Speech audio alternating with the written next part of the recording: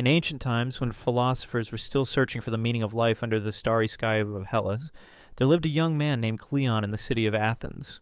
He was predicted to have a great future, to become a strategist, perhaps even a teacher of the people. But he had one flaw that caused him deep distress.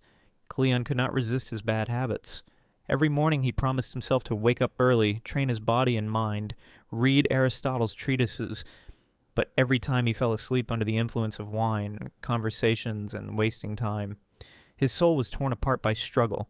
He wanted to be great, but he couldn't resist his weaknesses. Cleon was not alone in his flaws.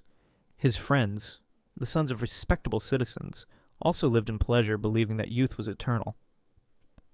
But one day a stranger arrived in the city, a gray-haired traveler named Philo, whom some called a scholar from the Academy of Pythagoras.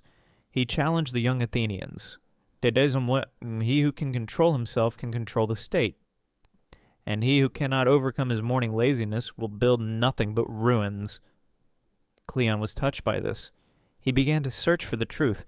Why is it so difficult to form good habits and so easy to form bad ones? Why is it that once you oversleep, it becomes the norm, but once you go for a run and it's just an attempt? Philo explained this to him using nature as an example. A habit is a river that you dig in your mind. At first it is the stream, heavy and crooked, but with each passing day the water flows more easily. If it is a useful habit, it leads you to strength. If it is harmful, it leads you to ruin. Philo's explanation was surprisingly accurate. Harmful habits have quick rewards, and dopamine, the body instantly receives pleasure. Useful ones give rewards later. They require willpower, patience, and a system.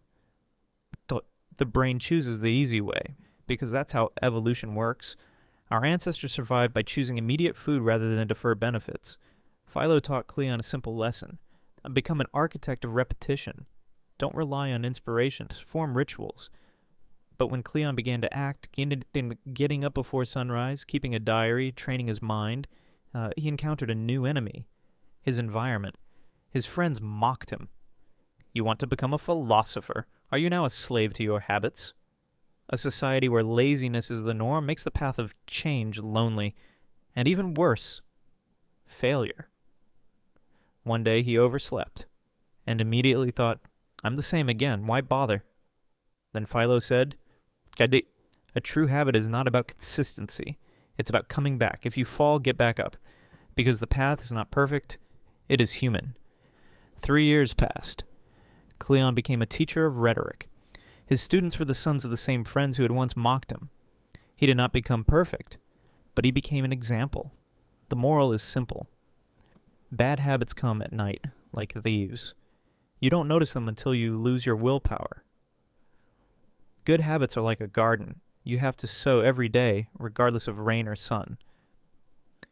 A hero is not someone who is perfect, but someone who's able to get back on track again and again. Because the greatest habit you can acquire is the habit of being yourself, the best version of yourself every day.